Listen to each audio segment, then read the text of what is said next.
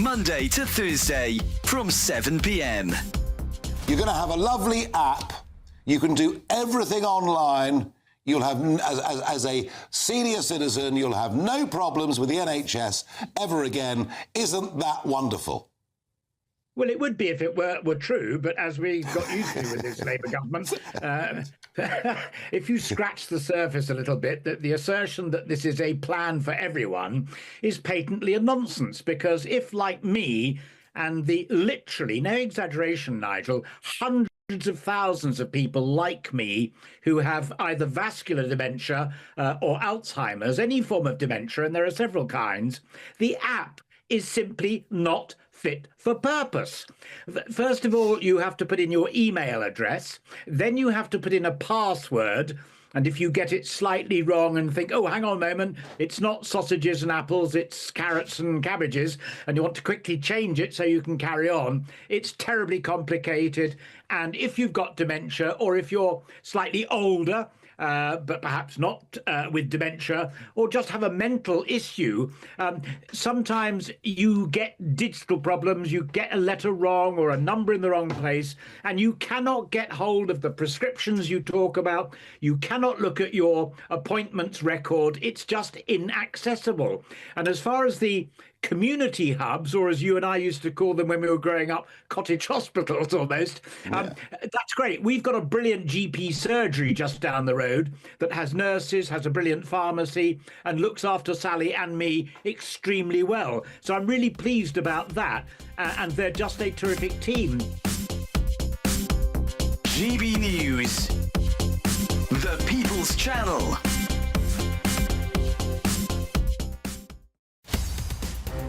In the GB Newsroom, we bring you the news as it happens. With our team of dedicated journalists across the UK. We're ready to keep you up to date with what's happening every half an hour, every single day. Bulletins here on GB News. The People's Channel. Britain's news channel.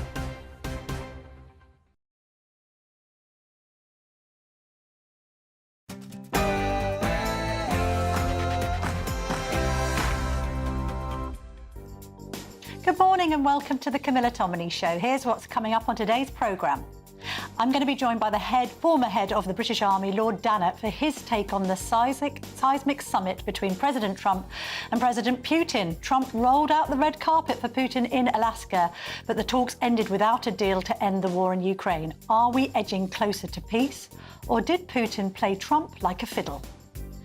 Lord Glassman, the founder of Blue Labour, will also join me. With reform riding high in the polls, many Labour MPs are anxious about the threat posed by Nigel Farage. How does he rate Sir Keir Starmer's premiership, and would Angela Rayner, his deputy, be doing a better job? From Labour, I'm going to be joined by Jim Dixon, the MP for Dartford. I'm going to get his response to the news that this week saw more than 50,000 migrants crossing the Channel since Labour took power. Whatever happened to smashing the gangs? Andrew Rossendale, the Shadow Foreign Affairs Minister, will also be with me. What did he make of that Trump-Putin summit? And where have the Conservatives been this summer while Reform and Nigel Farage continue to dominate the airwaves?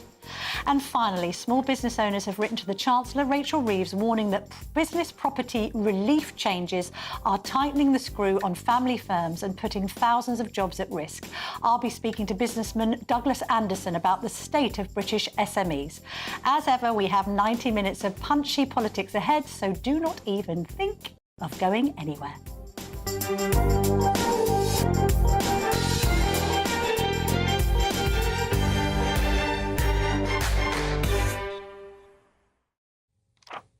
Right, fresh from my hollybobs, let's get straight into the Sunday front pages with former BBC News anchor Nicholas Owen. Nicholas, how are you, chap? Good, well, I'm very well, thank you. Good stuff. Let's get stuck into the Ukraine summit, its aftermath, and of course this crunch meeting between Trump and Zelensky at the White House tomorrow. The Mail on Sunday has done it quite nicely, I think, by having their star columnist Peter Hitchens, who often appears on GB News with Michelle Dewberry, make his case. And he's very much against the war continuing. He thinks that Ukraine did provoke it in the first place and thinks that at the end of the day, territory needs to be conceded. versus Boris Johnson, who's taken a completely different tack. What's he saying, Nicholas? Absolutely, yes. Well, let's start with Boris. He's cleaving to the line he's always had, that Putin is a great threat to us all and must be resisted at all costs, that Ukraine is a very heroic country generally, terrible losses. He says a terrible line here about the graveyards are so big they can be seen from space and all that sort of thing. There are lines in the sand which must not be crossed and so forth. Peter Hitchens, on the other hand, their star columnist, as you say, takes a very different tack. He says, well, the headline says it here, I'll quote it for once, "You may not like it, but we have lived peaceful, prosperous lives because of squalid, despicable deals like this one." And he says that, you know, leaders get together and they have to do it. Kennedy, the great, wonderful, heroic American president, he dealt with Khrushchev. Yes. Nixon dealt with Mao Zedong. Yes. Winston Churchill had to deal with Stalin, yes. who was probably the biggest, he and Mao Zedong, the rivals for the biggest mass murderers in history. Yeah. And this goes back further, Camilla. Anybody who studies history, 1938, let's go back to Munich. Hitler, our dear old Neville Chamberlain went over there with his umbrella to say, you know, don't you think of threatening any of these countries? I have in my hand a piece of paper. Yeah, the peace in our time and all that sort of thing. But the important thing was the country involved, Czechoslovakia, that was under threat, their leader was not at the talks. No. Exactly parallel with the Zelensky situation. So Hitchens' argument is you do have to deal with the people, and in the end you're going to have to give up land, you're going to have to make a lot of compromises. Ukraine is not an ideal candidate for democracy and so on. Two very opposing views. I know. I mean, to be fair, Johnson does concede. It's a very punchy headline because he's basically saying he found the whole summit vomit-inducing. Yes. And thought that it was a... says something, said it was chunderous to think of Trump describing Putin as the boss. Yes. But then he also concedes that a deal needs to be done in some way. Yeah. I just thought it would be good to highlight the image that the White House put out after the summit, which is in black and white in the Telegraph, as ever, because it's a broadsheet. It presents it nicely. Yes. Hopefully we can flash that up now. Try and because find it tells a picture, doesn't it? It gives an impression. Have we even got the Telegraph in? Have we even got the Telegraph? We didn't bring it in. But it's flashed up now. Look at that, Nicholas. So it's given this impression of Trump being in control. He's pointing at Putin in the same way. There's a little inset picture of Nixon doing the same with Khrushchev. And it's like, well, we're in control. But I don't think that really does tell the story, because all of the analysts are basically saying that Putin's owned the US president on this. Yes, it's the old story with picture editors of newspapers, particularly, but the Daily Mail is very fond of, if they're doing a story, for example, about Prince Andrew, they'll find a story of him looking incredibly humiliated. And this is this is supposed to show Trump being very decisive. But one of the many things that happened, first of all, Trump almost never happens. He didn't give any sort of reply to reporters' questions. Normally he does, fumbling away, saying ridiculous things, but he didn't say anything at all. A lunch that was supposed to be was cancelled.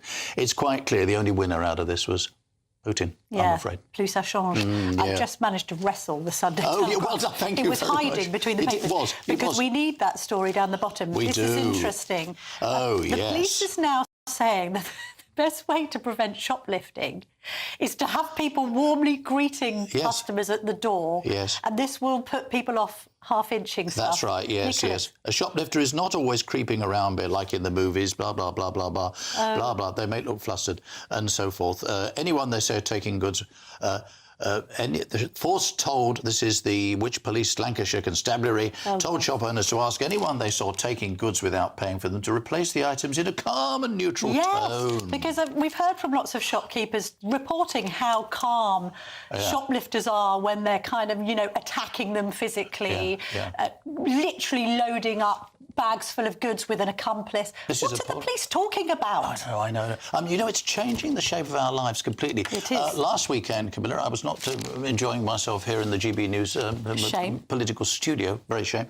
My wife and I were in Notting Hill, getting around, terribly crowded, full of tourists, absolutely jam-packed. You could hardly move on the pavements. All good for the British economy, let's hope.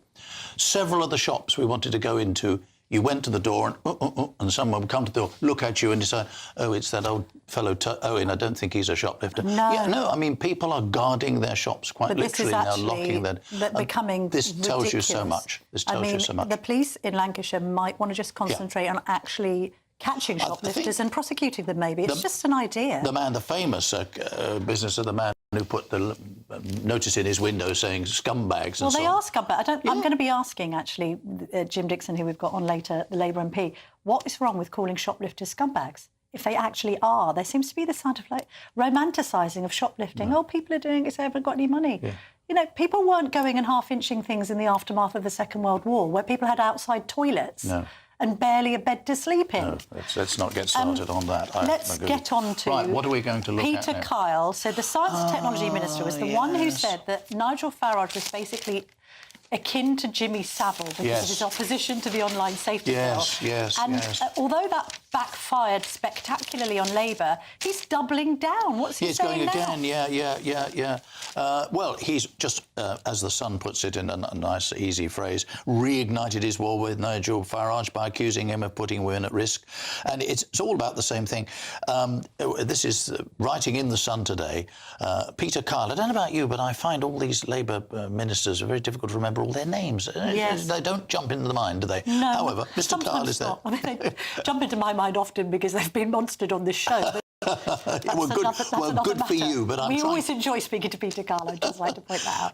Good, I'm sure he's fine. But what he says in The Sun is this: when Nigel Farage boasts that he would scrap the Online Safety Act, he's admitting he's happy to leave the internet as a Wild West and put women and girls at risk. He'd rip up protections that crack down, blah, blah, blah, blah, blah. I think the problem is that the legislation's been so poorly drafted that it isn't fit for purpose. Yes. Not that anyone who opposes it actually wants women to be the victims of revenge porn. Yeah. It's not quite that, can I use a common day term? It's not quite that binary. No.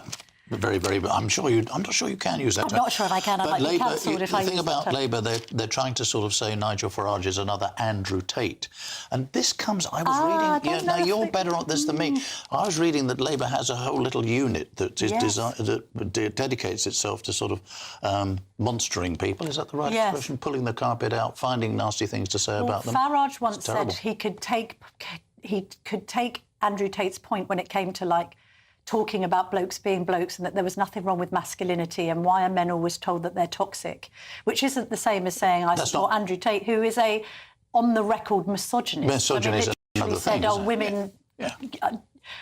all women can be owned or ruled. Yes. But let's move on from Tate, because we don't want to give him unnecessary airtime. I do just want to mention the Sunday Times investigation by Gabriel Pogren.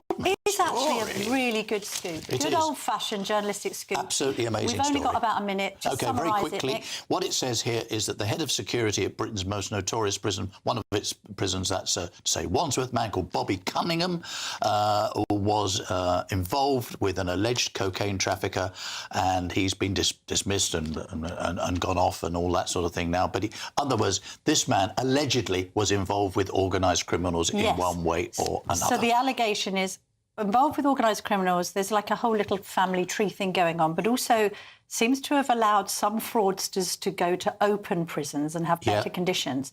He retires on medical grounds and gets a 160 grand payout from the taxpayer, and no action can be taken, even though, as you say, allegedly this Sunday Times investigation links the head of HMP Wandsworth with actual organised crime. Yeah, well, he's not the head. He's nearly the head. He's the head of security. Head of security, not the governor, but deputy governor. I think we find it. Yeah. I mean, and apparently government lawyers have demanded the money back, that £160,000 cash back. But there's no sign of this happening. And it has to be said that Bobby Cunningham has been contacted for comment, as you would expect, but has made none. Interesting. I wonder where he's living. Southern Spain this time of year, nice? Who knows? It's a really interesting investigation. Do check out the Sunday Times and all of the Sunday papers. Buy a paper, because that's where you find out what is going on, as well as on this show. And there's more to come, because we're going to be discussing the Ukraine-Russia summit. We're going to be speaking to Lord Dannett about that. As I say, we're speaking to Jim Dixon from Labour. We're speaking to Andrew Rossendale from the Conservatives. And we're going to have a very interesting chat with Blue Labour's Maurice Glassman, who is a regular on GB News, about whether Keir Starmer is up to the job. Does he think that Angela Rayner would do better? And what does he make of Jeremy Corbyn's resurgence into the political fray? All that to come. Don't go anywhere.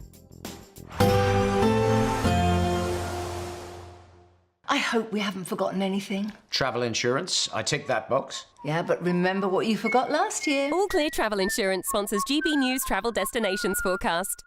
Heatwave conditions continue across much of central western parts of the Mediterranean. Plenty of sunshine. Now, there are a few thunderstorms around. Looking at the bigger picture for Monday, sunny spells across much of the Canaries. It'll be a lovely few days to come here. Spain and Portugal seeing some heat, the risk of 1 or 2 thunderstorms later, but a real risk of thunderstorms across Italy and into Greece, 1 or 2 of these on the heavy side. But the main outlook is for it to be warm and settled. All Clear Travel Insurance sponsors GB News Travel Destinations Forecast. At GB News, we love to hear from you, our loyal community. So drop us a line at gbnews.com/yoursay. There you can talk to each other and also to the presenters live on air. gbnews.com/yoursay, because GB News is your channel, Britain's news channel. Hi, I'm Michelle Dewberry, and my show is your opportunity to cut through all the noise and dive in headfirst to some robust debates. Ideas clash. Situation, no, isn't it? No, because the failure is you're deliberately avoiding my point. Nothing's held back. And if you think this is the end of it, wait for more. And we do not shy away from the difficult stuff. Sometimes I want to shake people and say, if only you understood. So join me on Jubes & Co weeknights at 6 p.m, only on GB News, Britain's news channel. Wake up with a familiar face. She's back on breakfast television. Penny Smith returns. Miss me? Well, I'm here and I brought the coffee. And we're reuniting to brighten your morning. It's just like old times, only better. So join Penny and me Monday and Tuesday only on GB News Breakfast. Good Afternoon Britain isn't just about us. The wonderful thing about this programme is it's about everyone watching. It's an interactive programme. Well, there absolutely is something to see here, and we're going to be talking about it more. Whether it's breaking royal news, please bring us up to date, or indeed a particularly punchy speech in the House of Commons. Very, very curious. We bring it to you live, and then we bring you live reaction as well. That's Good Afternoon Britain, weekdays from midday. Only on GB News, the People's Channel, Britain's news channel. In the GB Newsroom, we bring you the news as it happens. With our team of dedicated journalists across the UK, we're ready to keep you up to date with what's happening every half an hour, every single day. Bulletins here on GB News, the People's Channel, Britain's news channel. Mornings don't have to be tiresome, especially if you have the right company. Wake up to news as it happens, opinion and debate, and of course, a little bit of entertainment too. Because when the kettle's on, we're on. That's Breakfast on GB News, a show worth waking up for. Every morning from 6 a.m. Only on the People's Channel, Britain's news channel. We'll spread the news, you spread the word. From the school run to the home run, watch a new show for all of Britain. So he can say whatever he wants. A straight-talking show where all voices are heard. And, you know, when are we going to stop talking about smashing the gangs and actually do it? With the stories that matter from every part of our country. There's a bit of a crash landing there for your Chancellor. Bold, fearless and standing up for you. That's me, Martin Dordme, 3 p.m. till 6 p.m, weekdays, here only on GB News. The People's Channel, Britain's news channel.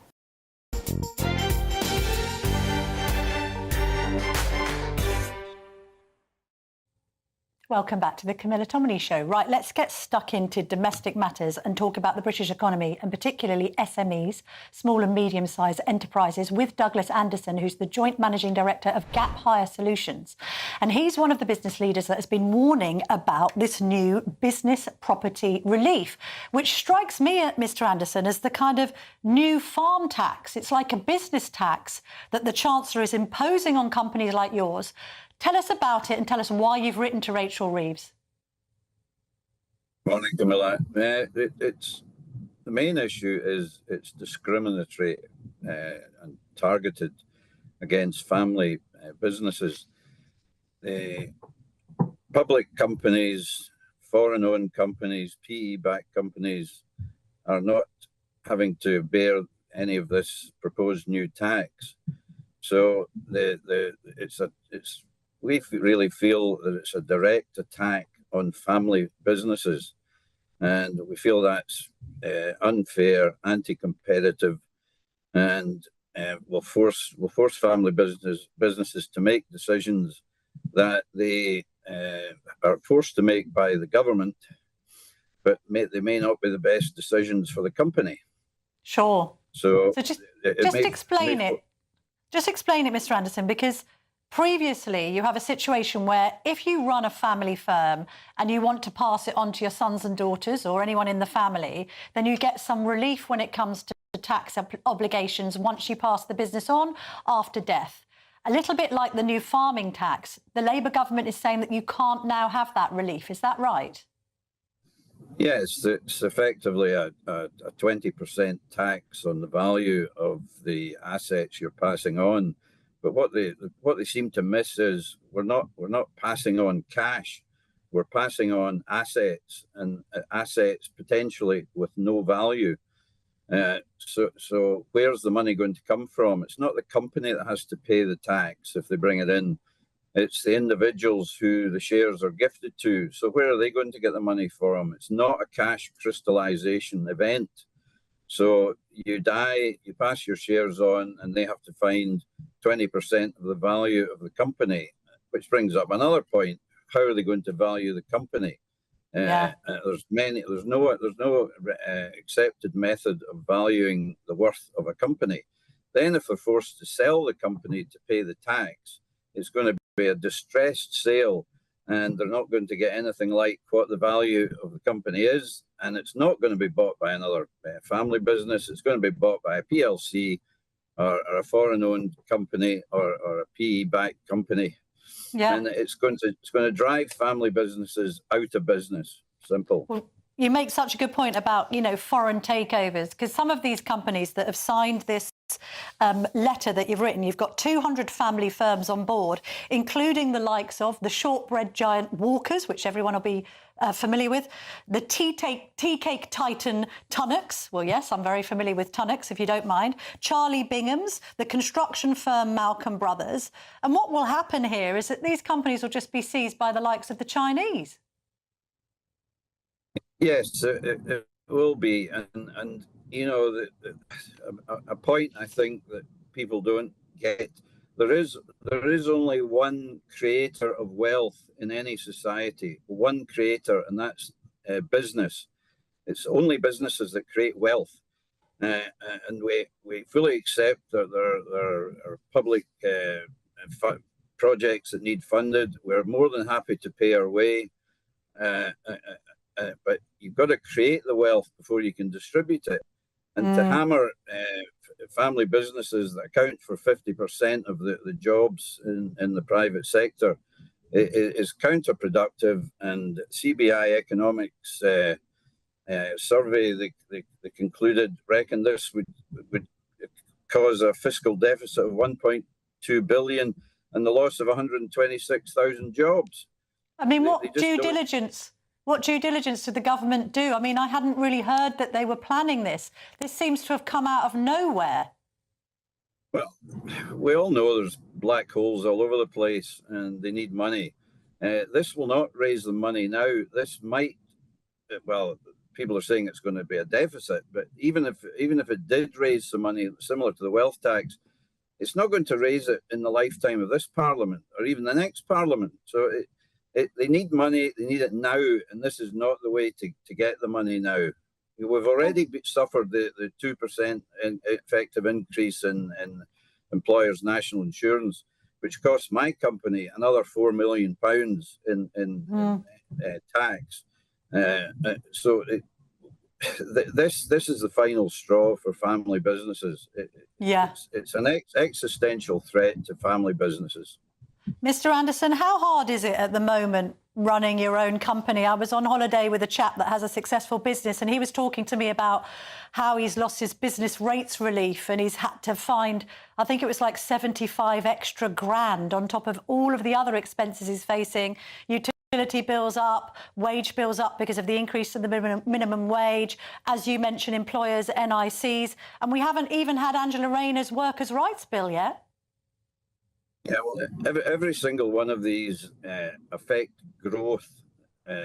This government has said first and foremost, the most important part of their parliament is economic growth, and every single one of these policies are causing the opposite to happen. They're going to cause a decline. You know, we will have to reduce our investment in our business because there's more going in tax, so our company won't grow as quickly. Today we employ over 2,000 people. That cannot grow because our costs are going up at such a pace that our investment will go down, our taking on people will go down. And the irony of it is this was brought in 1976 by Dennis Healey, who was one of the most left-wing chancellors ever. And he brought in this business property relief for exactly the problems that are going to be recreated if it's brought back in again. Yeah. That's Final quick question. Final quick question, Mr. Anderson. Is Rachel Reeves fit for purpose? She's got a pretty difficult job. She needs to raise money. The trouble is the Labour government and to the Tories to some extent, they will not grasp the nettle and revisit the huge welfare bill that we have in the country. We're supporting people that shouldn't be supported, and we are clobbering people who should be supported to grow the economy. So it's just the wrong way around, but they don't have the bottle to do it.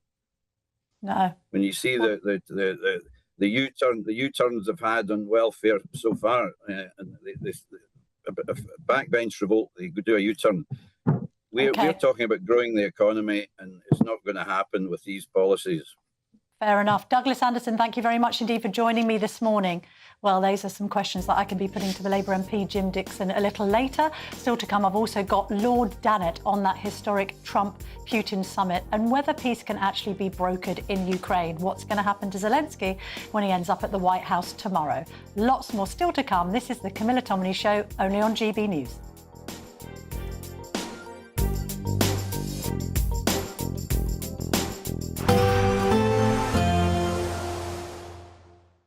Expect warm spells with the odd rude interruption. Box Boiler sponsors the weather on GB News. Hello, good morning. Welcome to your latest GB News weather forecast.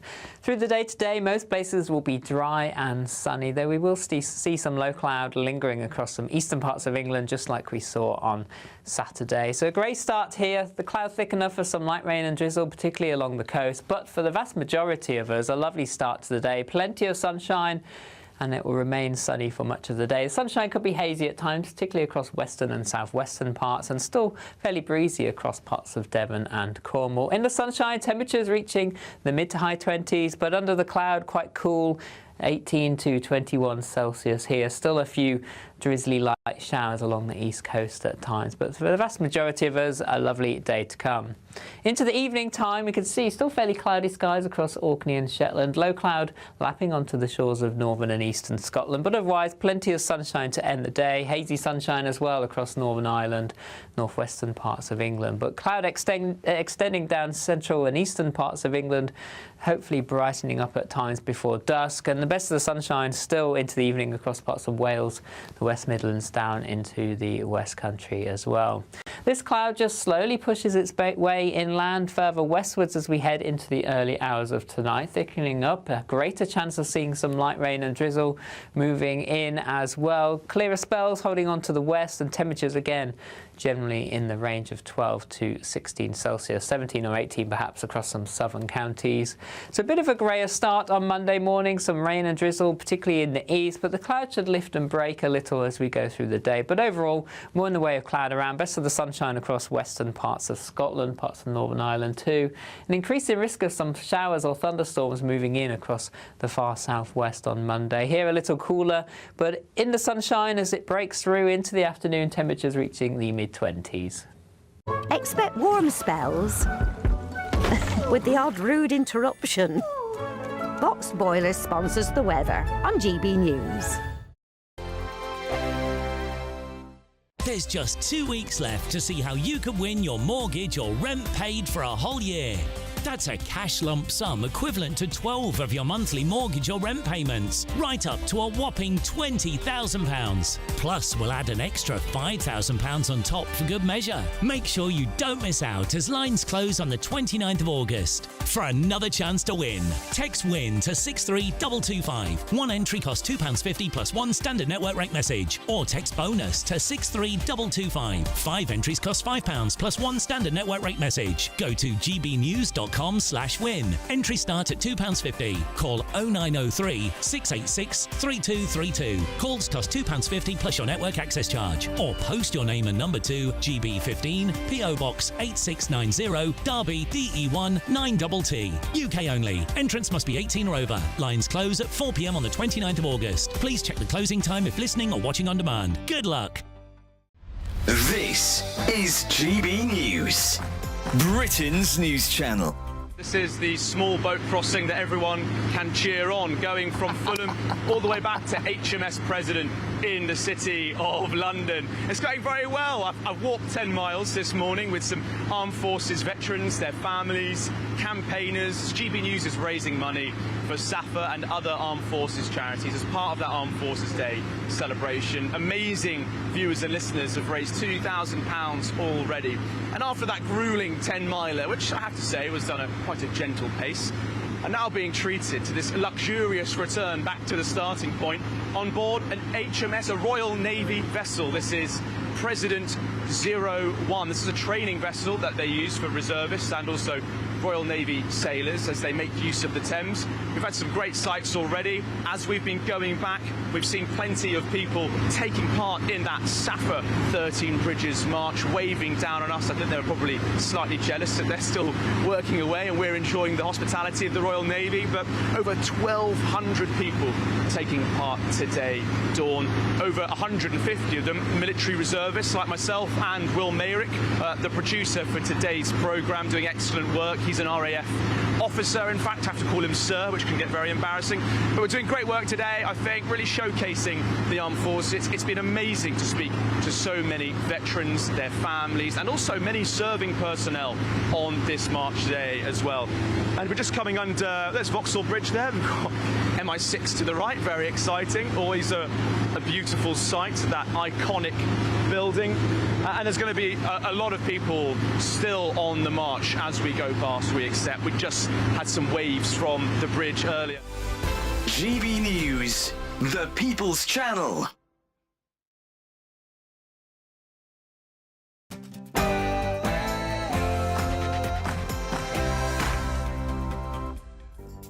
Welcome back to the Camilla Tominey Show here on GB News. Still more, lots more to come actually this morning. Former head of the British Army, Lord Dannett, will give his take on that seismic summit between President Trump and President Putin. Are we edging closer to peace, or did Putin play Trump like a fiddle? Lord Glassman, the founder of Blue Labour, will also join me. With reform riding high in the polls, many Labour MPs are very anxious about the threat posed by Nigel Farage. How does he rate Sir Keir Starmer's premiership? And would his deputy Angela Rayner actually be doing a better job? From Labour, I'm going to be joined by Jim Dixon, the MP for Dartford. I'm going to get his response to the news that this week saw more than 50,000 migrants crossing the Channel since Labour took power. That's the milestone that's been crossed this week. So much for smashing the gangs. And Andrew Rossendale, the Shadow Foreign Affairs Minister, will also be joining me. What did he make of the summit in Alaska? And where have the Conservatives been all summer while Reform and Nigel Farage continue to dominate the airwaves? But first, here's your latest news headlines with Bethany Elsey.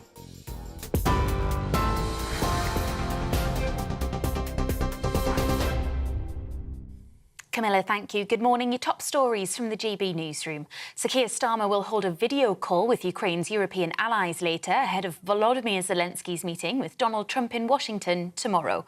The US president said the face-to-face talks in the Oval Office could pave the way for a three-way meeting alongside Russia's president. The Prime Minister, French President and German Chancellor will host the Coalition of the Willing meeting this afternoon. Meanwhile, Russia's president has made demands to take control of key regions of Ukraine as a condition for ending the war. Several news outlets are reporting that Vladimir Putin told Donald Trump during their talks in Alaska on Friday that he wants to keep the occupied Donetsk and Luhansk regions. In exchange, the Russian leader said he would freeze the front line in the southern regions and vowed to not launch any new attacks to take more territory. Mr. Trump is said to support this plan. It's also reported that Mr. Putin reiterated his core demands that would undermine Ukraine's statehood and roll back the expansion of NATO. In other news, the Home Secretary has defended her decision to prescribe Palestine Action as a terrorist organisation. More than 700 people have been arrested since the group was banned last month. A further 13 arrested yesterday, and dozens more are facing prosecution. Writing in The Observer, Yvette Cooper said free speech remained an important part of the UK's democracy, which will always be protected. But she argued the group has carried out an escalating campaign with disturbing information about future attacks. Emergency services have recovered the body of a child from the River Swale in North Yorkshire. An extensive search operation was carried out last night after a 12-year-old boy went missing in the water in Richmond. His family are being supported by specialist officers. Artificial intelligence is being piloted by the NHS to free up hospital beds by discharging patients quicker. The technology could potentially save hours of delays. The Health Secretary says the move will allow doctors to spend less time on paperwork and more time focused on care. It's just one of a number of projects backed by the Prime Minister, who says AI will be used to turn around the economy and public services, including the criminal justice system and schooling. Those are the latest headlines. I'll have more for you in an hour's time. Tune into GB News Radio wherever you are. Online, on DAB digital radio, on TuneIn, on Radio Player and on your smart speaker. Just say, play GB News.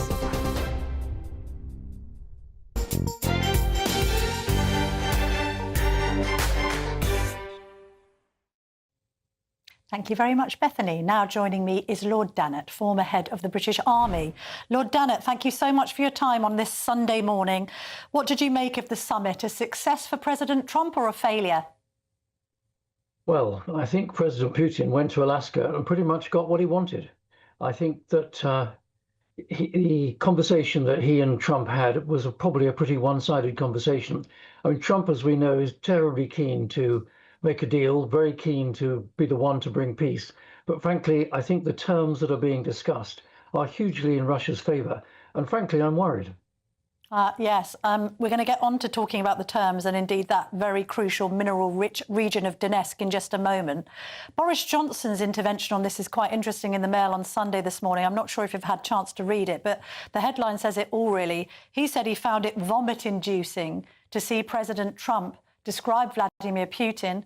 Let's be honest, this is somebody who's being sought by the ICC for war crimes as the boss. What do you make of the optics of that? Well, I think the optics of the whole thing were very revealing.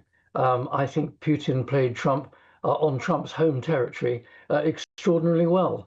And yes, you're quite right. Donetsk and Luhansk provinces, those Donbass provinces, are very rich in minerals. It's also worth just reflecting, though, at the end of the Cold War, when it was being decided whether those provinces would be Russian or Ukrainian, it was a very narrow decision that ultimately sent those provinces to Ukraine.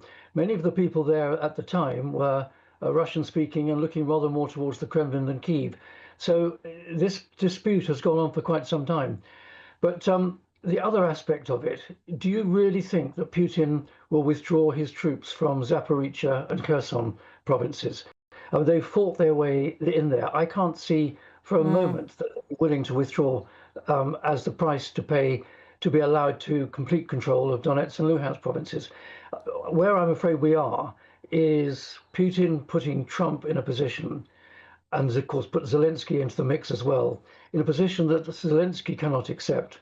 Trump will try and pressure Zelensky to accept it, but frankly there won't be an agreement and the war will continue. Talk of a ceasefire seems to have gone. Frankly, a ceasefire would have been temporary and would have been broken anyway. So I'm afraid that Europe is standing in quite a dangerous situation at the present moment. And I wish the Prime Minister well as he talks with the French and German counterparts to see what the European countries can do. But I think we are standing at a very dangerous moment in European history. Is that coalition of the willing really having any influence at all? I mean, just a note from the European nations here, my producer Elizabeth found this figure, to suggest that since 2024, European nations have given Russia or paid Russia 21.9 billion for oil and gas. They've only provided 18.7 billion to Ukraine in aid. So they're still funding Russia's war machine. What's the point of the coalition of the willing with that figure in the background? Well, of course, you're absolutely right, and that is the sort of the lie to the whole situation. That frankly, if we were determined to really support Ukraine to the hilt, not only do we give them military training and military equipment and ammunition and so on, but actually we cut off all trade with them. Now, Russia needs to trade. It's trading still with India. It's trading still with China and other countries. But frankly, it shouldn't be trading with Europe at all. I think the real danger here is that Trump, who thinks he's now done his best, if he doesn't get what he wants, can't persuade Zelensky to accept a deal that's bad for Ukraine, that Trump will lose interest and walk away. Now, that will put a real challenge on other European leaders. And the question they've got to answer is, are they prepared to step up and fill the gap that the United States' lack of support or reduced support for Ukraine will bring about? And that's going to be a real challenge, which they're going to have to confront very soon, I fear. We're just seeing footage of the Prime Minister meeting with Volodymyr Zelensky some time ago. How should Zelensky play this at the White House? We know how the previous meeting went inside the Oval Office. Let's be honest, it wasn't pretty. As you say, they're going to be a stalemate if he is not willing to concede any Ukrainian territory. But just speaking as a dove, perhaps to your hawk, to be devil's advocate, Lord Dannett, surely some concessions need to be made to end this war. Well, yes. I think we've said for the last 3.5 years that wars like this will end in a negotiated settlement. But right from the start, Putin's position and Zelensky's positions have been irreconcilable. Now, here's the big question. Is Zelensky prepared to make concessions? Is he prepared to risk his own political future? Does he care about his own political future? And frankly, I could see a situation whereby Zelensky feels under pressure from Trump to make concessions, but may well feel that Zelensky, has to stand down and a new leader emerge in Ukraine. And what we've seen over the last 30 years in Ukraine is really quite a struggle for power, pro-Western and pro-Russian elements battling it out in the political field. And we may find that we see that again. So in the joint statements after the press conference, we have Trump floating the idea of America offering security guarantees as part of any peace deal. You mentioned earlier, well, what's to stop Putin from continuing his incursion into Kherson and other areas? Do you not have faith in the idea of security guarantees then, Lord Dannett? Well, if President Trump is prepared to stay engaged and really means what he says by giving security guarantees, then we could be in a better position. But I think we also have to consider the possibility that if Trump isn't able to persuade Zelensky to make some concessions, that Trump himself may feel that he's got nothing more to gain out of this and that he will metaphorically walk away and focus on Gaza and Palestine and focus on other issues. And that's the situation where Europe will find itself in a very difficult position. Are we going to stand up and fill the gap that the United States has created? On the other hand, if Trump thinks that he has got sufficient out of this and is prepared to put proper security guarantees on the table, then there is a chance for Ukraine. But I think there's a lot up in the air at the present moment, and I'm not confident that we're going to see an outcome that is fair to Ukraine and that is safe for Europe. I also wanted to just pick up on the distinction you made earlier between a ceasefire deal and an actual peace deal. I mean, clearly Trump is motivated by this idea that he could win a Nobel Peace Prize if he has this resolved. He suggested he could have it resolved in 24 hours. Obviously, that was naive at best and arrogant at worst. What do you see as the distinction here between ceasefire and peace deal? Because, as you say, it's difficult to enforce a ceasefire on somebody like Vladimir Putin, who just will ignore any terms. Well, I think the language is getting a little bit confused here. Yes, we know what a ceasefire means. It means basically the fighting stops. and negotiations continue while there is a pause in fighting. Well, where the language has changed over the last couple of days is to say, no, we won't have a ceasefire, we'll move straight to a peace deal. But then you've got to look at that peace deal, which we've been discussing, Camilla, over the last 5 or 10 minutes. Is it realistic that there will be a lasting peace for Ukraine? Or will this, in fact, actually just be an operational pause for the Russians, or they can reconstitute their military, possibly go again against Ukraine, or possibly test NATO's wider resolve by, let's say, making a limited incursion into one of the Baltic states. And then that will then really test Article 5 of the North Atlantic Treaty and ask the question of Trump, will you go to war for Estonia? And now put your military uniform back on for me temporarily, Lord Dannett, and imagine that you're now in command of the troops in Ukraine. How do you play this today? What, for instance, do you do in the Donbass? How militarily should Ukraine be responding to this ongoing negotiation? Well, I think they've got to continue fighting the best way they can. They've got to continue holding as well as they can on the ground, and they are under a lot of pressure from the Russians. But they've also got to continue to develop their deep attacks. And they've been pretty successful at some of their deep attacks, striking very much into the heart of Russia. Remember all those aircraft that were destroyed on the ground and oil depots that have been attacked. So the deep attack is one way of taking the war into Russia, one way of taking the war to the Russian people. It's not just someone else's war over there. This does affect quite a number of Russians. So I think the Ukrainian higher command have got to go on doing all that they can to continue fighting their close battle and their deep battle, while in military terms, the rear battle are these political negotiations that are going on. And frankly, if you can't win your deep, close and rear battle, then frankly, you're not going to win your war. Lord Dannett, as ever, thank you very, very much for your wisdom and experience on these matters.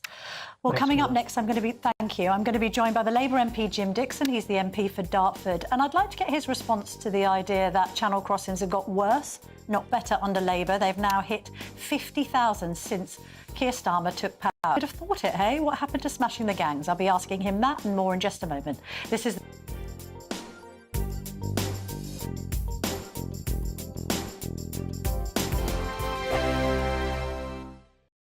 Westminster's full of talk, but out here, it's the real world.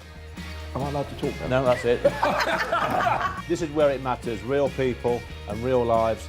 That's what politics is all about. In fact, has Trump made a good start? No. Straight answers, no spin, and just a couple of pints. How many fingers have I got up? About 10. So join me for Lee Anderson's Real World every Friday at 7 p.m, only on GB News. The People's Channel, Britain's news channel.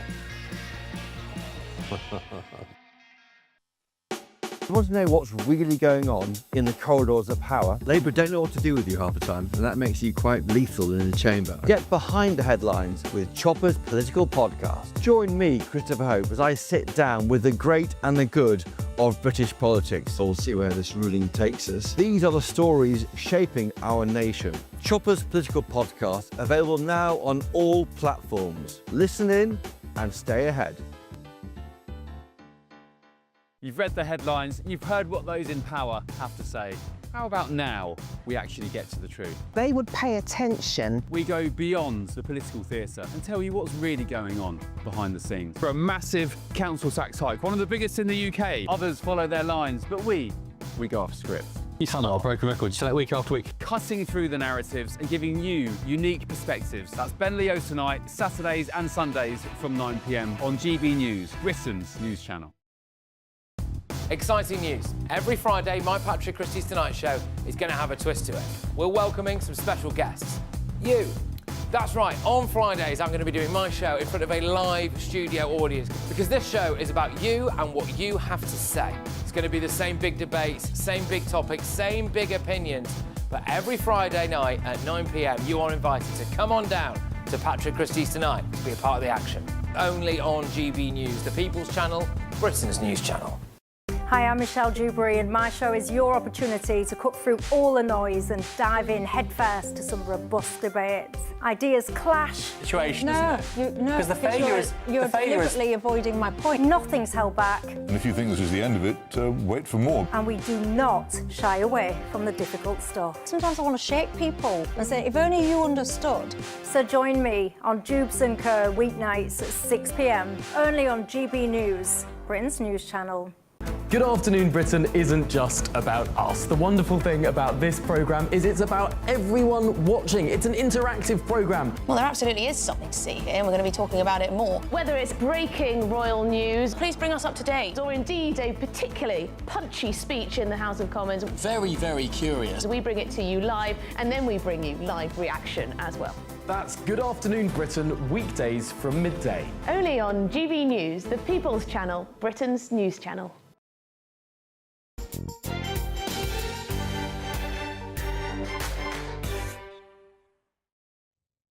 Welcome back to the Camilla Tominey Show. Let's hear from Labour now. Joining me is Jim Dixon, the Labour MP for Dartford. Lovely to see you this morning, Mr Dixon. Thank you for your time on a Sunday in the summer. Morning, Camilla. Much appreciated. Nice to be here. Let's get stuck into small boats. It's not the best milestone for Labour, is it, that small boat crossings have passed the 50,000 mark since Keir Starmer took office. We've had 51,239 people come in as of Friday. What's happened to smashing the gangs? Do you think Yvette Cooper and Keir Starmer have let your constituents down on this? Well, let's be absolutely clear.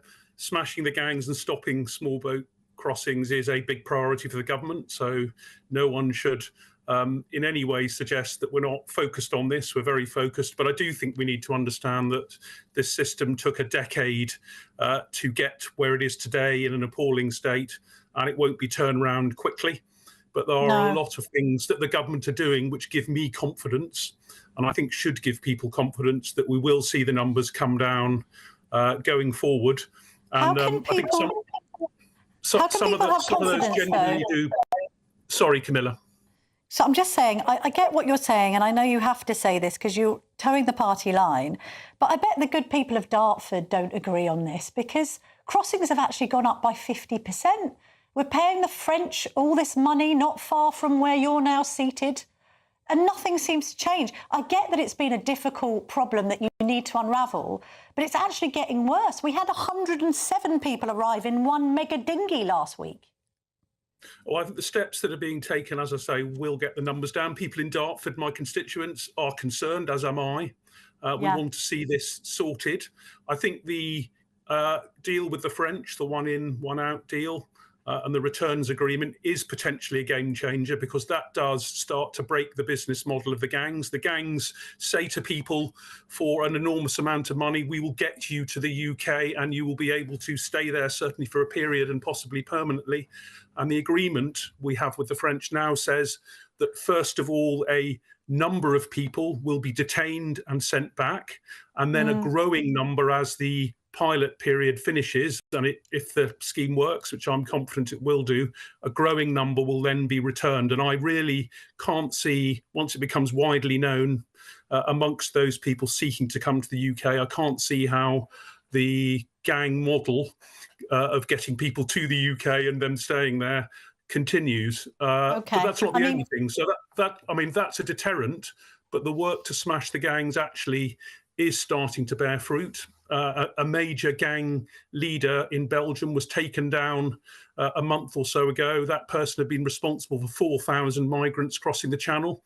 And of course, we have the new border security bill going through Parliament, and that will give counter-terrorism style powers to Border Command and other agencies to really get to grips with what the gangs are doing. So I think that package will start to make a difference. All right. Let's move on to more domestic matters. Can we talk about your Labour colleague? He's a councillor, obviously not an MP, Ricky Jones. So he has been found not guilty of encouraging violent disorder for being caught shouting at a crowd through a microphone that we, quote, need to cut all their throats and get rid of them all, referring to right-wing demonstrators in Walthamstow. He described them as disgusting Nazi fascists. Now, if I called for people I disagreed with to have their throats cut, I think I'd probably lose my job. Why is Ricky Jones still in the Labour Party? Well, I think it's really important that your viewers and listeners realise that what Ricky Jones said, Councillor Jones said, was completely unacceptable, which is why the day after he said it, he was immediately suspended from the Labour Party. Disciplinary action is continuing. And you know, that sort of language and that sort of approach to politics has absolutely no place in our politics today.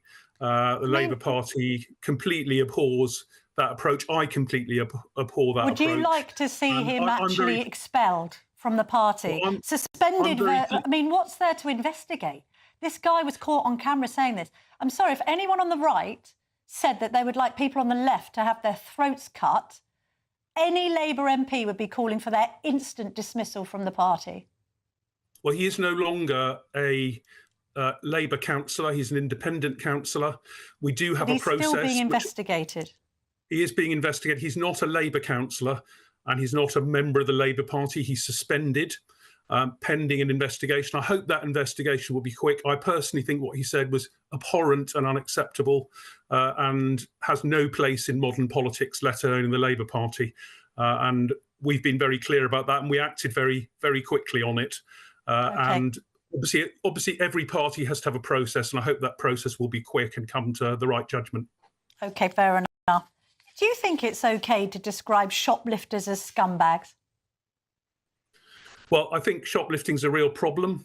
It's a problem for shoppers feeling safe where they're doing their weekly shop or buying items. It's terrible for shop workers, and it's really poor for a sense of wider safety for our community.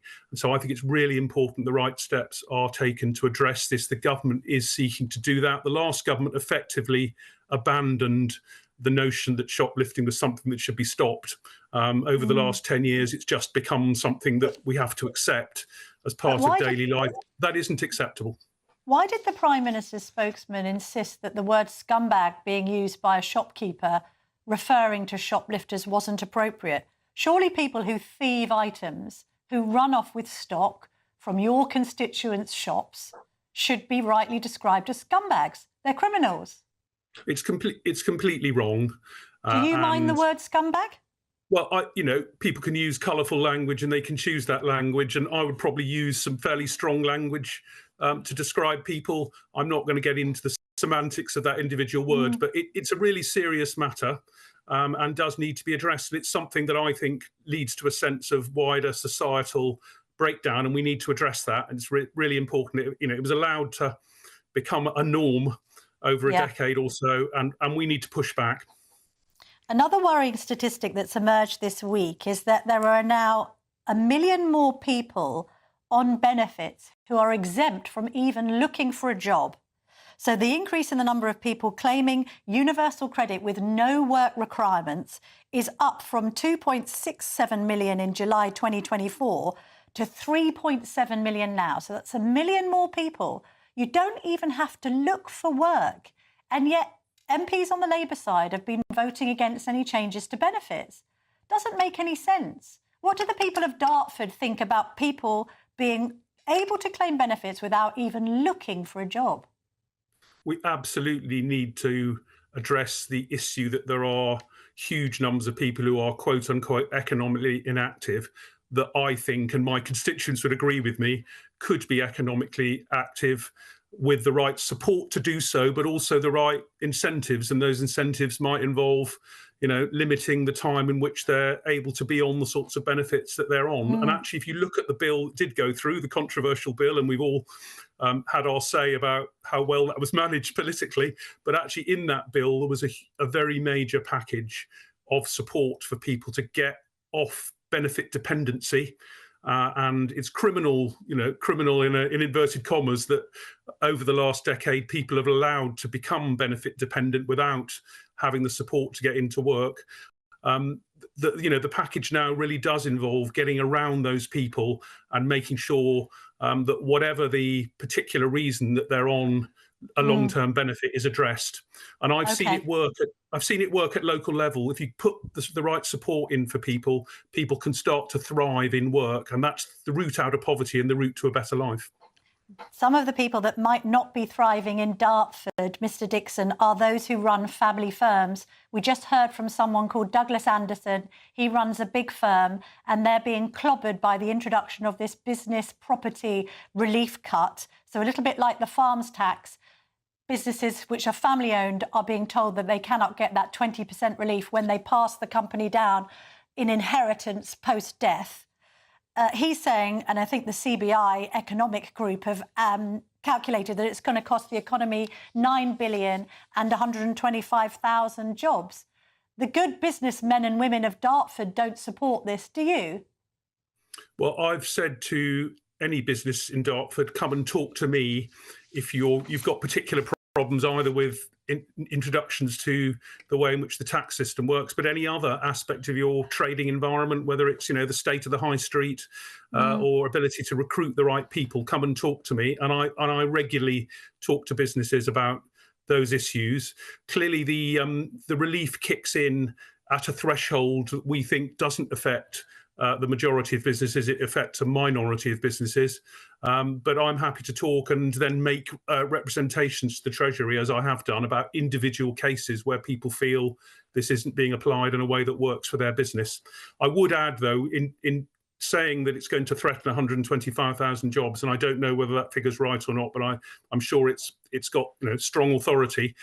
We have actually seen nearly 400,000 new jobs created in the last year since July 2024. So the jobs are out there, and for instance, hirings are down, unfortunately. But final quick question. It's a bit of a cheeky one, Mr. Dixon, but final quick question, because I know Dartford is a three-way marginal, right? Labour are popular, you've got Reform nipping at your heels, and there's a quite large Tory presence there as well. Who do you reckon the people of Dartford would prefer to be leader of this great nation? Angela Rayner or Nigel Farage?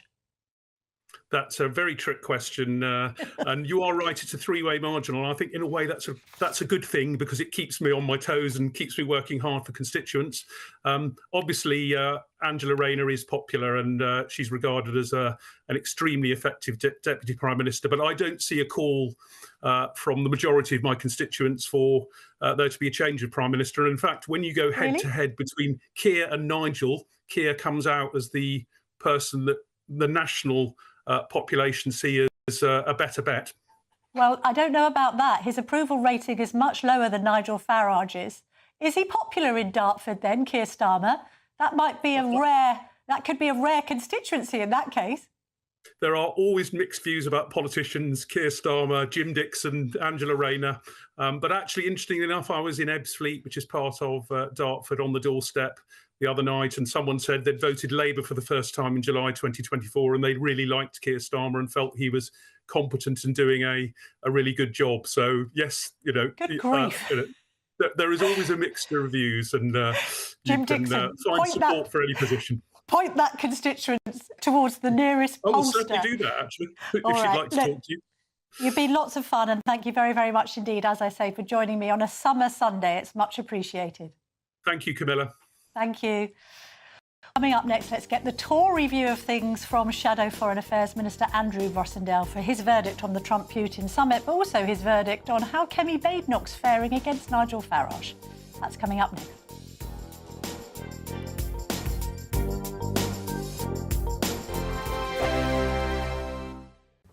Hello, good morning. Welcome to your latest GB News weather forecast. Through the day today, most places will be dry and sunny, though we will see some low cloud lingering across some eastern parts of England, just like we saw on Saturday. So a great start here. The cloud thick enough for some light rain and drizzle, particularly along the coast. But for the vast majority of us, a lovely start to the day. Plenty of sunshine, and it will remain sunny for much of the day. The sunshine could be hazy at times, particularly across western and southwestern parts, and still fairly breezy across parts of Devon and Cornwall. In the sunshine, temperatures reaching the mid to high 20s, but under the cloud, quite cool, 18 to 21 Celsius here. Still a few drizzly light showers along the east coast at times, but for the vast majority of us, a lovely day to come.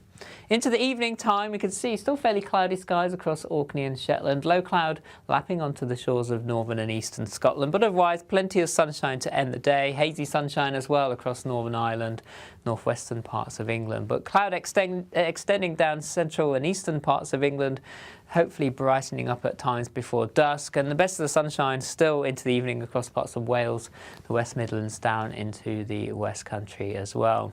This cloud just slowly pushes its way inland further westwards as we head into the early hours of tonight, thickening up, a greater chance of seeing some light rain and drizzle moving in as well. Clearer spells holding on to the west, and temperatures again generally in the range of 12 to 16 Celsius, 17 or 18 perhaps across some southern counties. So a bit of a grayer start on Monday morning, some rain and drizzle, particularly in the east, but the clouds should lift and break a little as we go through the day. But overall, more in the way of cloud around, best of the sunshine across western parts of Scotland, parts of Northern Ireland too. An increasing risk of some showers or thunderstorms moving in across the far southwest on Monday. Here a little cooler, but in the sunshine as it breaks through into the afternoon, temperatures reaching the mid-20s. In the GB newsroom, we bring you the news as it happens. With our team of dedicated journalists across the UK, we're ready to keep you up to date with what's happening every half an hour, every single day. Bulletins here on GB News, the People's Channel, Britain's news channel.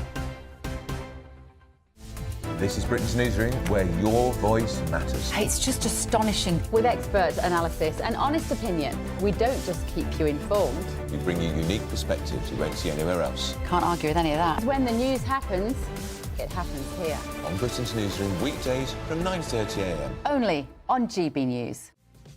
Wake up with a familiar face. She's back on breakfast television. Penny Smith returns. Miss me? Well, I'm here and I brought the coffee.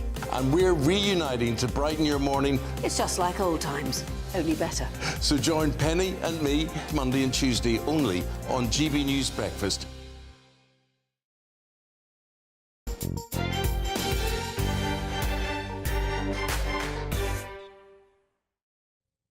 Welcome back. Andrew Rossendale is in the studio, the Shadow Foreign Affairs Minister and the Tory MP for Romford.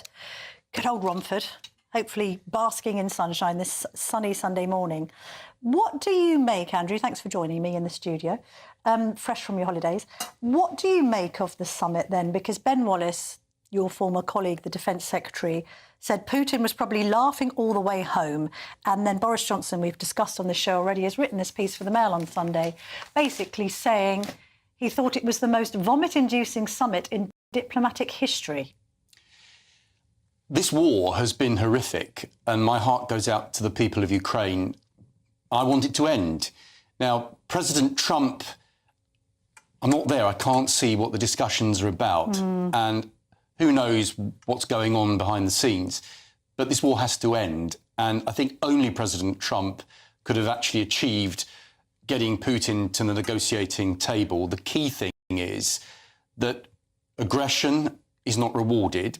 Having said that, we also have to find a solution. Yes. And it's been clear for a long time that only some kind of negotiated solution is going to work. We're not going to go to war with Russia over this. We're not going to send British troops to fight on the front line with Ukraine. We could have done a lot more for Ukraine many years ago when, of course, Russia started to invade Ukraine. But we haven't done as much as we should have done.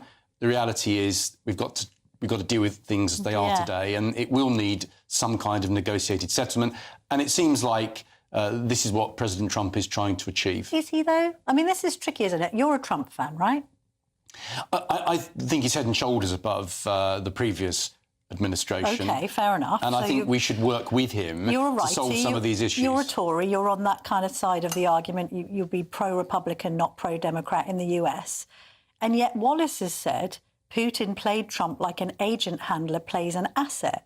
I mean, we get this strange press conference. Trump's referring to Putin. He's a war criminal, for goodness sake, as the boss. You then get Putin starting a press conference, even though it's being hosted on US soil in Alaska. Somebody made a reference that it was like an empty burger with nothing in it. You know, Ukraine has got absolutely nothing out of this. And now Zelensky, bless his heart, faces the prospect of a return to the White House, where he's probably going to have his head in a vice. On one hand, accept terms like giving up the Donbass. On the other, if you resist, look like a warmongerer. It's an impossible situation. Well, it is an impossible for the goodies situation against the baddies, but isn't it? The reality is, it doesn't help to start attacking President Trump. He's trying to find a solution. He's looking at ways through this. And as I say, we can't appease aggression, which is what we mustn't do with President Putin. But isn't that what's happening? They're rolling out the red carpet to a war criminal. But how else do calling him the boss? How else do you negotiate? How else do you find a solution? Unless we are prepared to let this war go on and on and on. About 1 million young people have been killed, troops on both Ukrainian and the Russian side. I want this war to end. Sure. I'm hoping that what President Trump is trying to do will actually bring that about. But look, none of us are there seeing what's really going on. We don't know the details of what's being discussed. What I do know is that most people I speak to in my constituency want this war to end. Yeah. Starmer and the coalition of the willing? Well, I think it's pathetic, frankly. Well, I think, hang on. I don't... How does Trump get a say in all this? And we need to give Trump the benefit of the doubt. There need to be talks and negotiations. And then, Starmer's coalition of the willing is pathetic. Well, it is, because the fact is most European countries have failed to actually play their part for many years in the defence of Europe. Germany is only just starting to pay its way. Yeah. They are trading with Europe. The Tories for the last 14 years didn't get defence spending up enough? Oh, absolutely not. And OK, so the Tories failed Ukraine. But Britain has historically paid its way when it comes to defence and has played a key part in NATO. But other countries have not done so. under Labour is going to be more at the end of this Parliament than it was under the Conservatives. Well, imagine.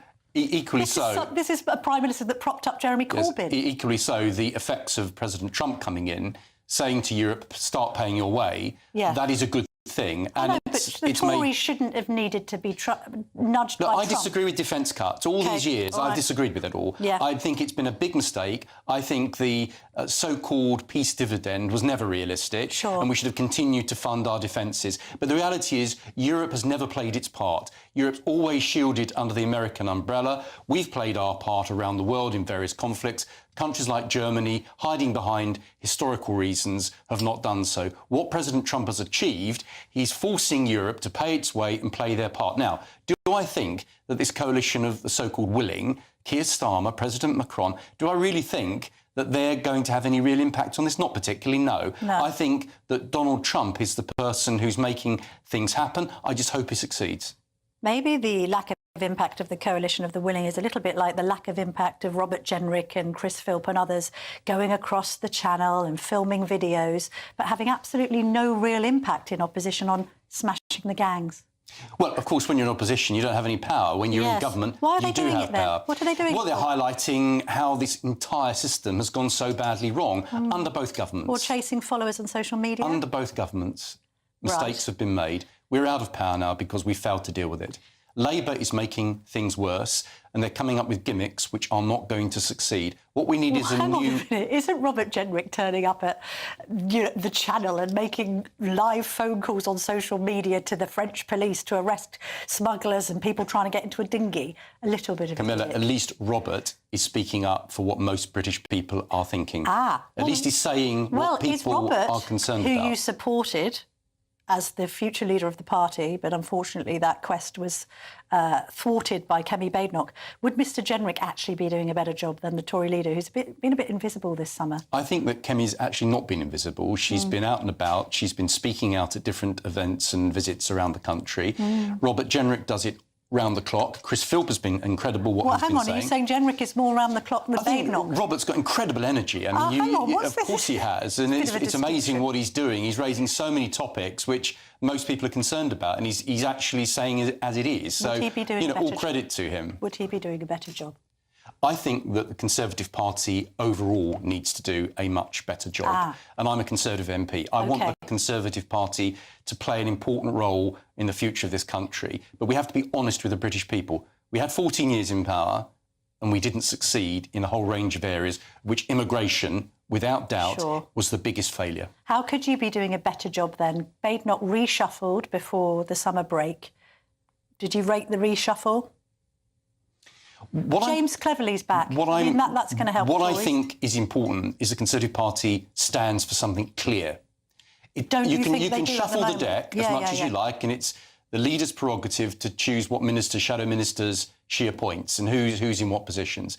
What the British people want to know is, what do we as a party stand for? What would we do in government? What are we going to do to change and make our country better? Because people are angry. Yes. They don't like what's happening to our country. In fact, I think this country is on a precipice. I think unless the Conservative Party really get to grips with what the average person in the street is thinking, and they're very, very depressed at the moment about how this country's going, we have to be part of that change that the country so desperately needs.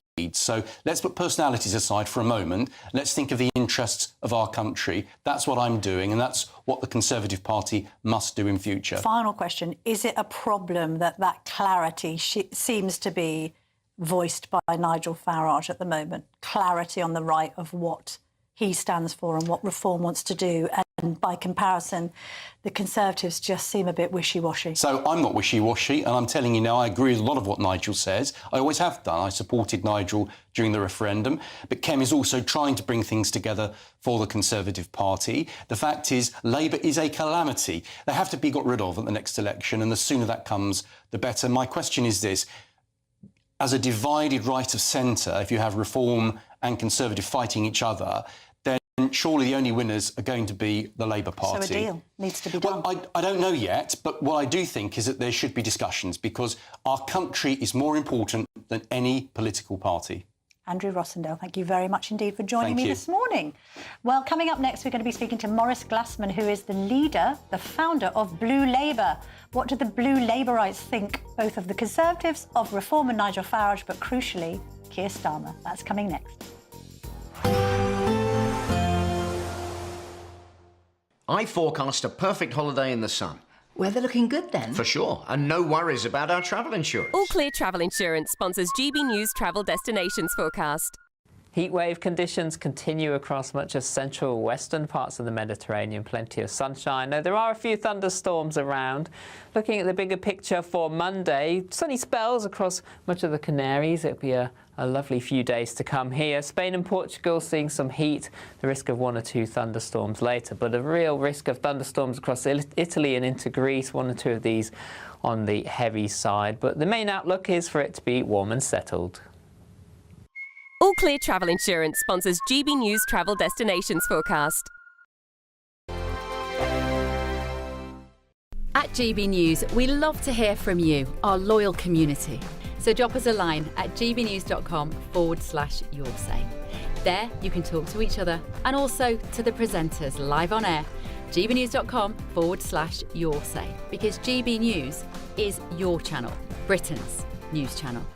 Sunday with Michael Portillo from 11, only on GB News.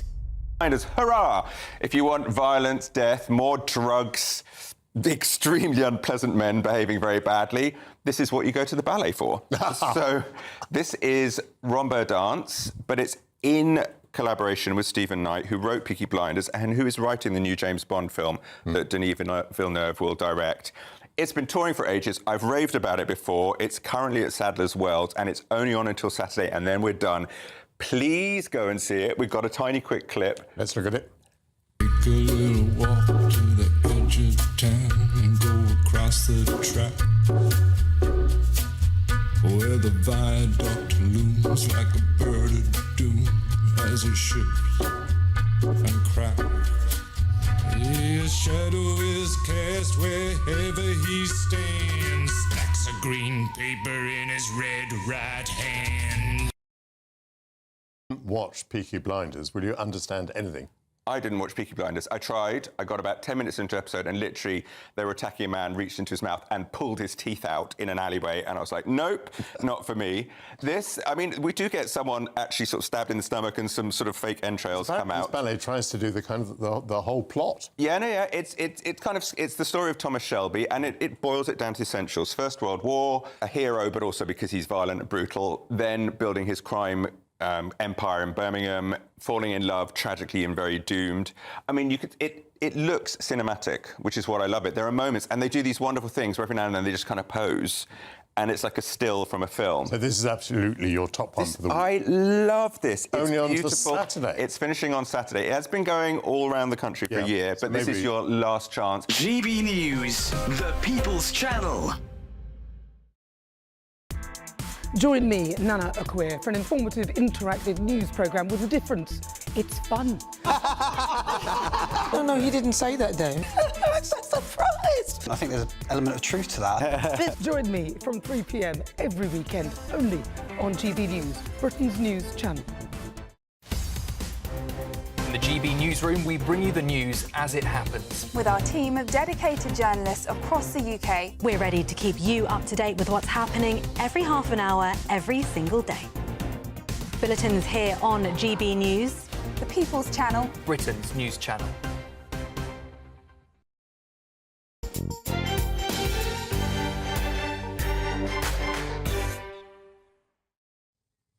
Welcome back to the Camilla Tominey Show on GB News. Joining me now is Lord Glassman, the founder of Blue Labour, friend to GB News. Morris, as we like to call you, if you don't mind. Camilla, good Thank morning. you so Good much. morning. Good morning. You've just come back from Ukraine, you were telling me in the break. Yeah.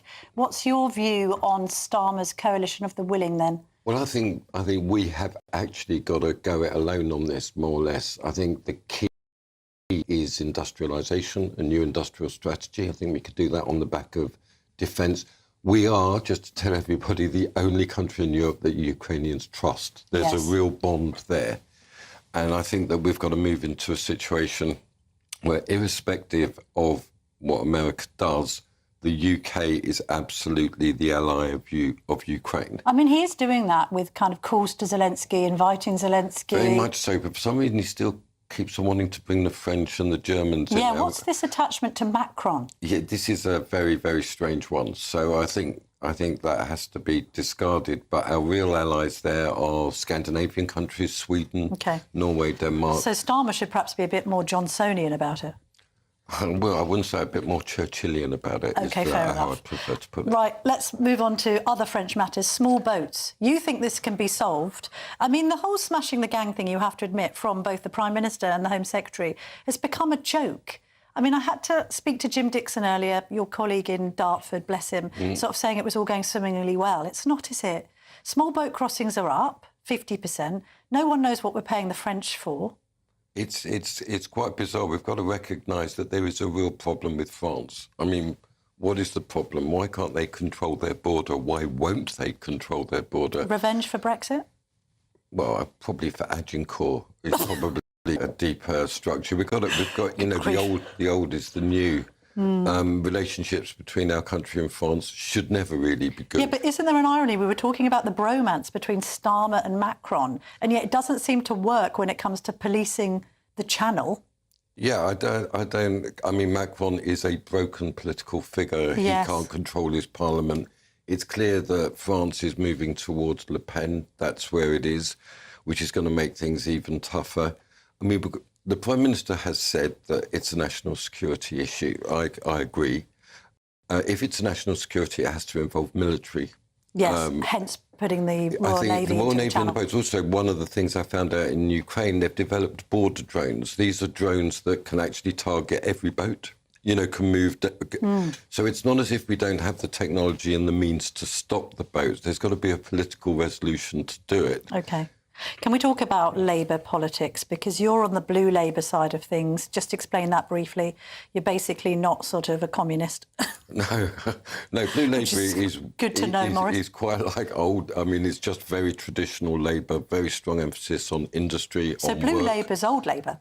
Yeah, in so many ways. It definitely challenges the assumption of New Labour. So New Labour was all about globalisation, transferable skills. Davos man. Yeah, Blue Labour is about real vocational training and those sorts of things. But Starmer is so not Blue Labour. Well, he's a complicated mix. I don't want to go. I mean, Starmer is confused in his soul.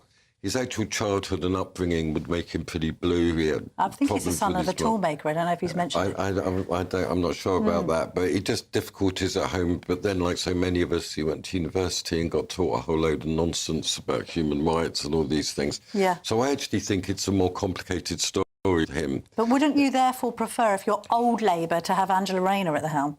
Not particularly. Why?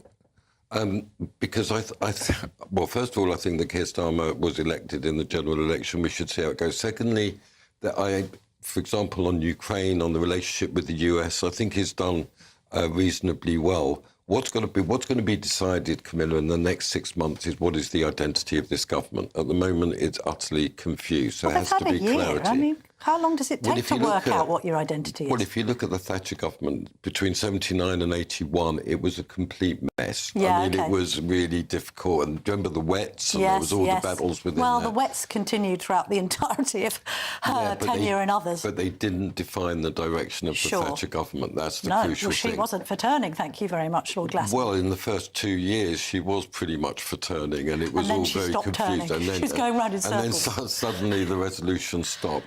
And now all we remember is Big Bang, we remember the Falklands, we remember the sale of council I know, houses. but Starmer hasn't got an ounce of the political courage or character of Margaret Thatcher, has he? Well, that's what we're going to find out in the next. Well, do you think he might have that? I think he's shown in various areas quite a lot of courage that I'm talking about internally within the party. Okay, he getting rid of people, moving people around. He really dealt with what was a complete mess. I mean, that was very effective. So what I'm saying is he's talking about the boats as national security. He's talking about the deportation of it. Now we've got to actually get alignment. But what's absolutely necessary is the restoration of our public institutions, so the army, the police and parliament. That's got to be the focal point. You're speaking like a reformer. No, because it was just to put it out. I mean, Nigel Farage, to me, huge amounts of agreement on various things, not least Brexit, where we were aligned. But he is ultimately a Putin appeaser and a saloon bar Thatcherite. This is not going to work. Labour has to have a proper partnership in order to build industry. He'll dispute Putin appeaser, by the way. Yeah, he does. But what I see from him is a real lack of resolution. He's Trumpian in his desire to stop the bloodshed. Well, we're all in favour of that, but then is he prepared to really properly build up our armed forces and have an industrial strategy? That's the issue. We've got 1 minute until we speak to Eamon Holmes, who is presenting for Michael Portillo at 11. Jeremy Corbyn's resurgence. How worried should we be? Well, I'm not worried at all. I think no. Flash in the pan. He's going to attract 15% of Labour voters. I think this is all part of the clarity that can be what it is, a pro-Russian, very globalised sort of free movement thing. Then we can get that out of the Labour Party. The Labour Party's got to be a proper patriotic party, absolutely in favour of restoring democracy, restoring our national institutions. What does it say about the state of the UK, particularly in regard to the treatments of its Jewish community, that Jeremy Corbyn is allowed to have such a political resurgence? Well, in a democracy, you're allowed to have, all manner of things. I've got my own views on that. I'm Jewish, and I really feel I'm beloved. I love this country, and I'm so happy to be in it. We're free, we can practice our religion, we can say what we like, we can do what we like.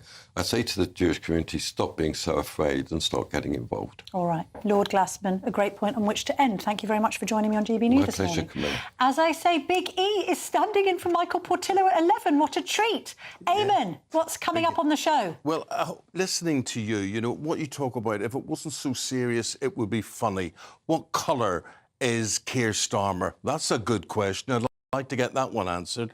And the other thing is, Camilla, these leaders, we're dealing about wars and murders and all sorts of things. Why do they all need to hug each other? If I had an enemy, I wouldn't need to hug them. I wouldn't need to draw them close and whatever. Too pally, from my point of view. So we'll be talking about that and more. All right, brilliant stuff, Eamon. I tell you who love hugging, and that's Starmer and Macron. We might see some of that later. I'll not be back next week because I'm going to a wedding, but I'll be covered, and somebody will be back at 9:30 on Sunday.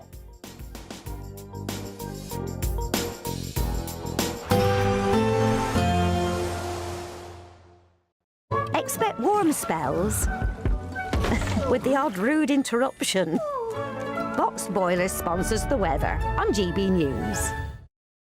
Good morning and welcome to your latest GB News weather forecast from the Met Office. Some eastern coasts will be quite cool and grey today, but for most of us it's going to be another sunny and warm day. Still quite breezy in the southwest though, and that's courtesy of the ice bars being a little bit closer together here. And as we go into tomorrow, we watch this weather front here. That might bring some showers and a few thunderstorms in places.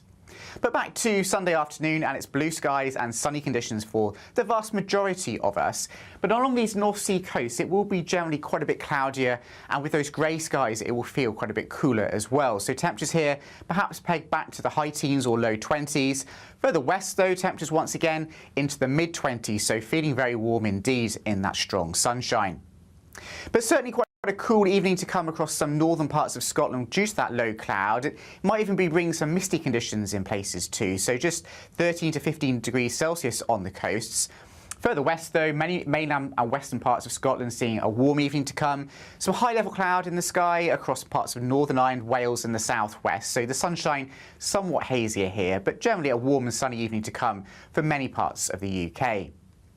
As we go into this evening and overnight then, that cloud across the North Sea will slowly drift its way further westwards, so turning fairly cloudy with potentially a few spots of drizzle in places as well as we go into the early hours.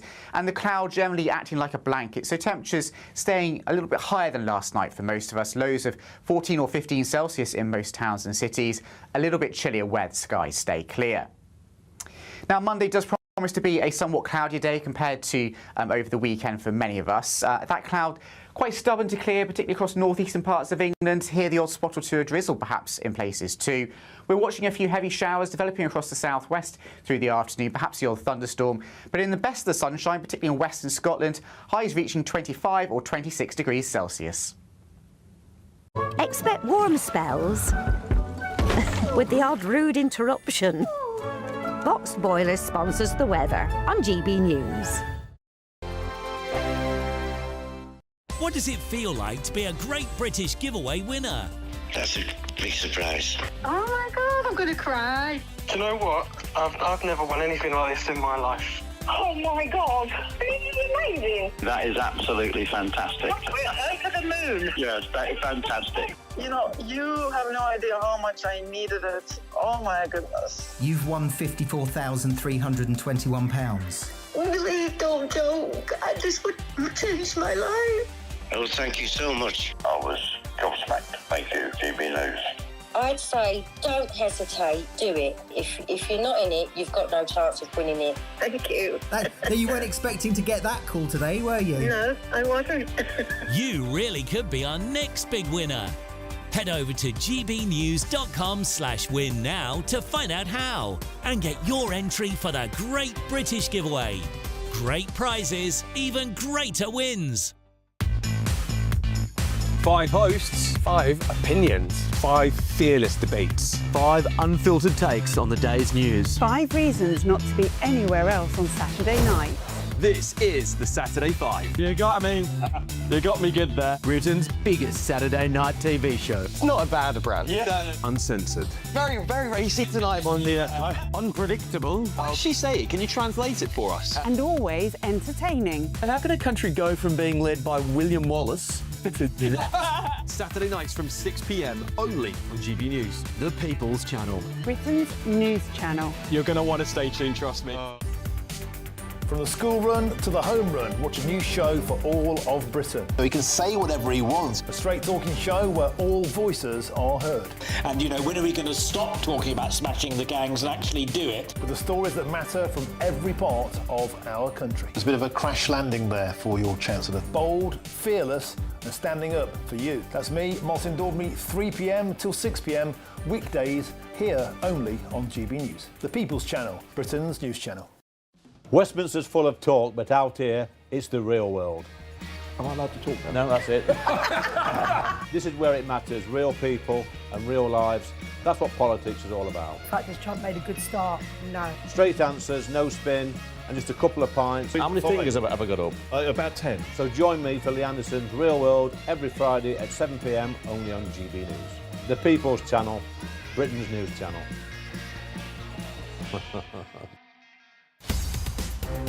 In the GB newsroom, we bring you the news as it happens. With our team of dedicated journalists across the UK. We're ready to keep you up to date with what's happening every half an hour, every single day. Bulletins here on GB News. The People's Channel. Britain's news channel.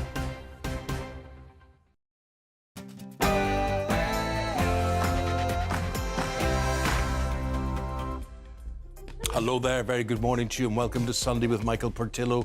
And you may well have noticed this is not Michael Portillo. You may be tuning in today and say, Portillo looks well this morning, doesn't he? But no, it is. It's me, Eamon Holmes today. Michael Portillo will be off chasing some train around Serbia or something that he does very, very well, he has to say.